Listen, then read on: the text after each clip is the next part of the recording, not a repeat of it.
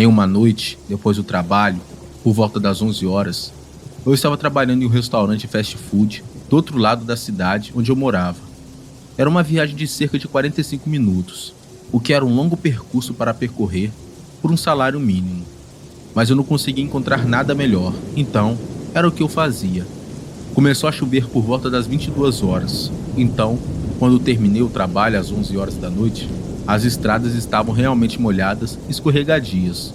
Dirigi com cautela na primeira metade do trajeto. A visibilidade não era boa devido à chuva, e eu estava passando por uma parte um pouco rural da cidade. Eu estava em uma estrada asfaltada, mas a maioria das curvas levava para áreas não asfaltadas, mas rurais.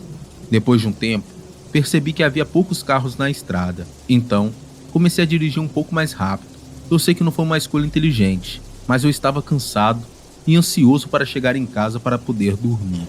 De repente, percebi um par de luzes vermelhas de freio à minha frente. Eu estava me aproximando rapidamente e pisei no freio, mas era tarde demais. Bati em um carro, atingindo a traseira, enquanto ele tentava fazer uma curva para uma das estradas rurais. Eu percebi imediatamente que eu tinha arruinado o carro. Ele poderia até estar parado na estrada, mas sabemos que, se você bater em alguém por trás, geralmente você estará errado. Eu não estava ferido ou algo assim, porque consegui reduzir minha velocidade o suficiente antes do impacto. O que realmente passava pela minha mente era o quanto isso me custaria em dinheiro, porque naquela época eu não estava ganhando muito. Estacionei o meu carro no acostamento da estrada e desliguei o motor. Depois, limpei as lágrimas do meu rosto antes de sair do carro. Primeiro, verifiquei os danos do meu carro. Havia um farol quebrado e um grande amassado no para-choque.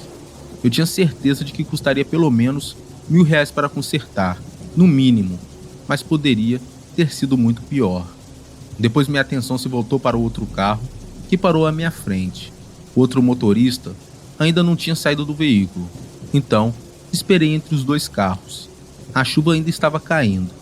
Eu esperava ouvir xingamentos por parte dele, e senti que merecia isso. Após mais 30 segundos, a porta da frente do outro carro se abriu e um homem saiu. Ele era uma pessoa normal, provavelmente com uns 40 anos, usando uma blusa de moletom cinza e calça jeans. Eu também notei uma arma na cintura dele quando ele se curvou, o que acrescentou uma tensão à situação, pois não sabia se ele era policial ou não, e eu não tinha ideia de como ele reagiria. Ele caminhou até a traseira do seu carro para olhar os danos. Era mais ou menos o mesmo que o meu carro, uma lanterna traseira quebrada e um grande amassado no para-choque traseiro. Depois, ele olhou para cima e se aproximou de mim. Consegui ver um pequeno rastro de sangue escorrendo pelo seu rosto, obviamente causado pelo acidente. Foi aí que percebi que eu realmente tinha feito um grande estrago. Parece só um arranhão. Não se preocupe com isso, meu amigo. Ele disse para mim. Você tem certeza? Você percebeu que está sangrando? Eu respondi. Sim, é de outra coisa. Apenas vá embora, ele me disse. Eu era jovem, mas sabia que, se alguém se ferisse em um acidente, era necessário relatar à polícia. Qualquer problema em que eu estivesse envolvido seria muito pior se eu não relatasse. Então, eu disse ao cara, vou chamar a polícia, meu amigo. Pode ficar tranquilo que isso foi minha culpa. Não me lembro exatamente o que ele disse naquele momento, mas ele tentou me convencer a não relatar o acidente. Eu insisti e peguei meu celular para discar 190. Foi então que o humor dele mudou. Ele ficou furioso e começou a andar na minha direção. Ele não estava fazendo nada explicitamente ameaçador, mas estava realmente invadindo meu espaço pessoal, como uma demonstração de dominação. Somando-se ao fato de que ele estava armado, fiquei seriamente intimidado. Rapidamente concordei em não chamar, coloquei o celular de volta no bolso e o cara recuou imediatamente. Depois disso, ele se virou, entrou de volta no carro e partiu. Fiquei lá parado por 1 minuto, ainda abalado pelo que tinha acontecido. No entanto, quando o homem estava indo embora, tive o bom senso de memorizar a placa do carro dele. Não vou dizer qual era, mas repeti em minha cabeça várias e várias vezes antes dele desaparecer na estrada. Depois voltei para o meu carro e liguei para a polícia. Contei sobre o que tinha acontecido que eu estava em um acidente de carro no qual o outro motorista estava ferido, mas se recusou firmemente em envolver a polícia. Eles pareciam levar a situação muito a sério, e quando forneci o número da placa para eles, eles checaram a placa em seu sistema. Descobriu-se que o carro tinha sido roubado vários dias antes e, além disso, foi usado em um assalto à mão armada desde então. Finalmente entendi o porquê o homem não queria chamar a polícia. Eles me pediram para ir à delegacia e dar uma descrição do homem.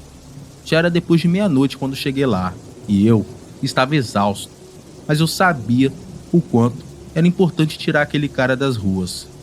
Então eu fui, fiz o meu melhor para ajudar na investigação de todas as maneiras que pude. Ouvi dizer que ele foi eventualmente capturado e acusado de vários crimes. O dano ao meu carro custou cerca de R$ 1.100, que paguei do meu próprio bolso, e nunca fui responsabilizado pelo dano ao outro carro, embora suponha que o legítimo proprietário possa me processar por isso. De qualquer forma, o dinheiro não é o mais importante.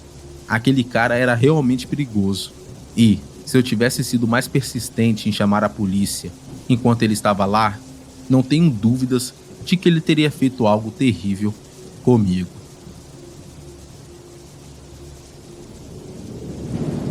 Algum tempo atrás, eu estava voltando para a casa de um amigo. Eu morava no campo, então frequentemente dirigia até a cidade para sair com meus amigos. Não me lembro exatamente o que estávamos fazendo naquela noite, mas geralmente íamos a bares, ver um filme ou apenas pegar um sorvete e curtir num parque.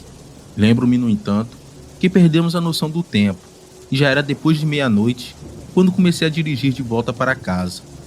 Minha casa ficava a cerca de 8 quilômetros da rodovia, e esses 8 quilômetros eram percorridos em estradas de terra sem iluminação. À noite, isso pode ser um pouco assustador.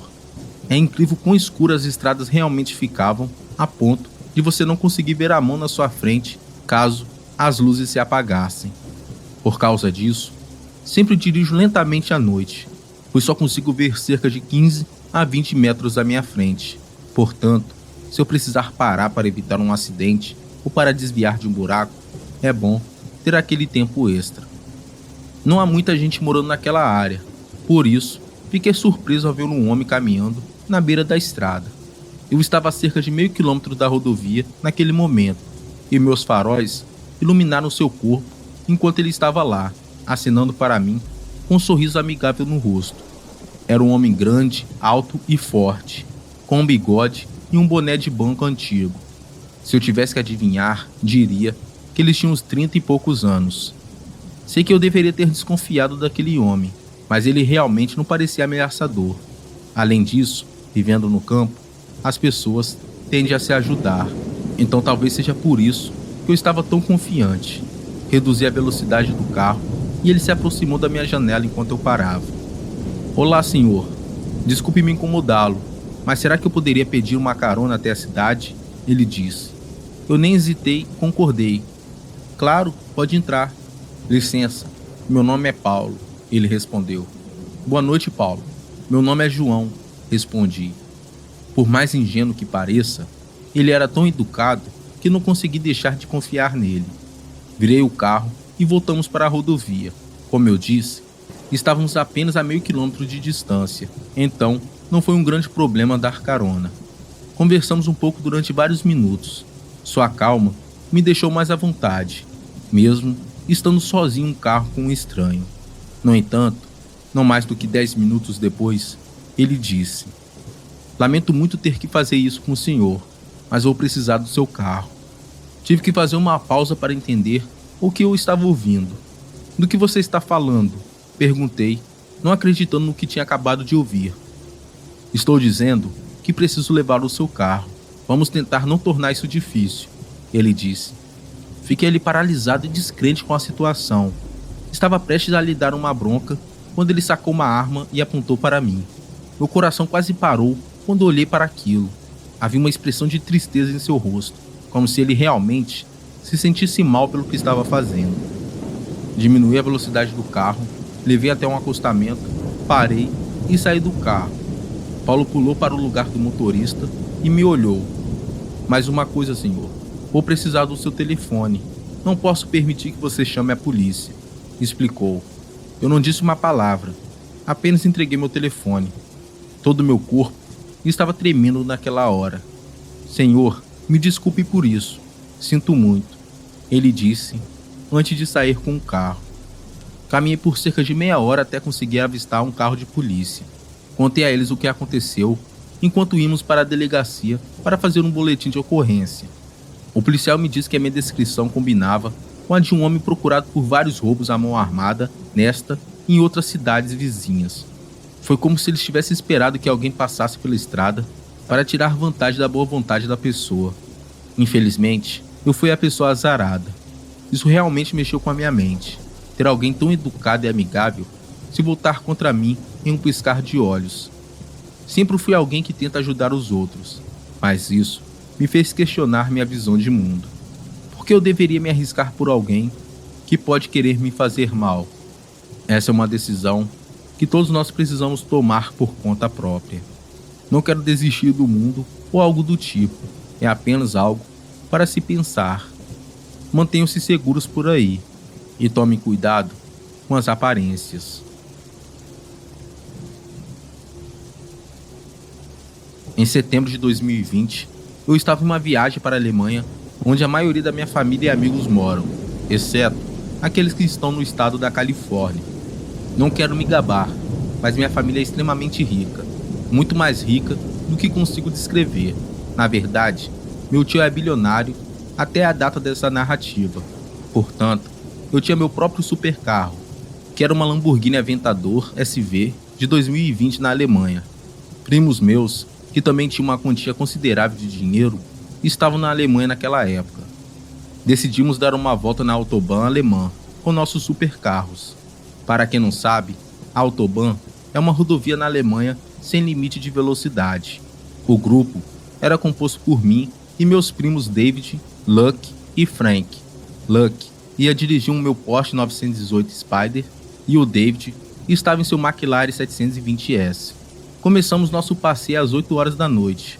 Logo estávamos indo a mais de 260 km por hora.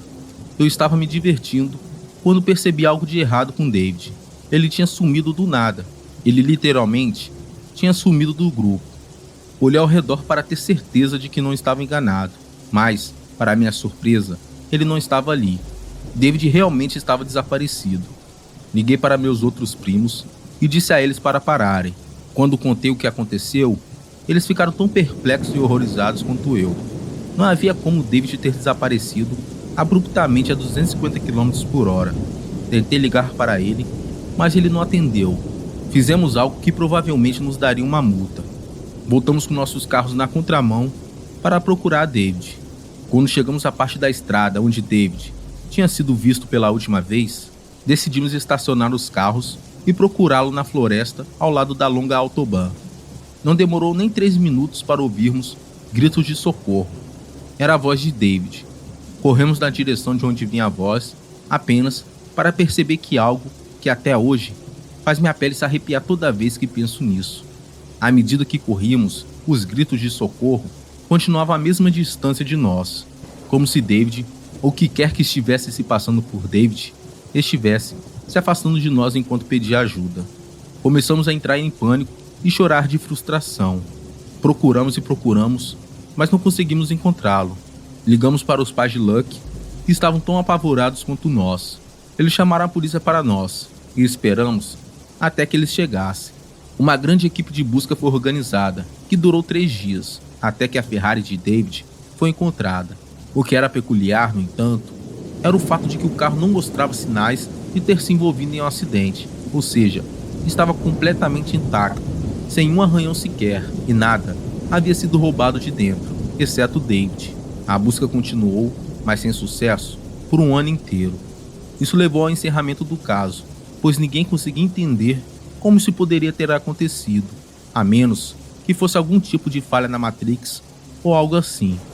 Estamos em 2023 e ainda sinto falta do meu querido primo. Seu carro foi devolvido para nós e de vez em quando eu o dirijo, ainda na esperança de que, de alguma forma, ele esteja bem ou pelo menos vivo e possa ser encontrado. Esse incidente Arrepiou até a alma do meu corpo. Por mais inacreditável que pareça, é verdade, embora seja difícil de acreditar.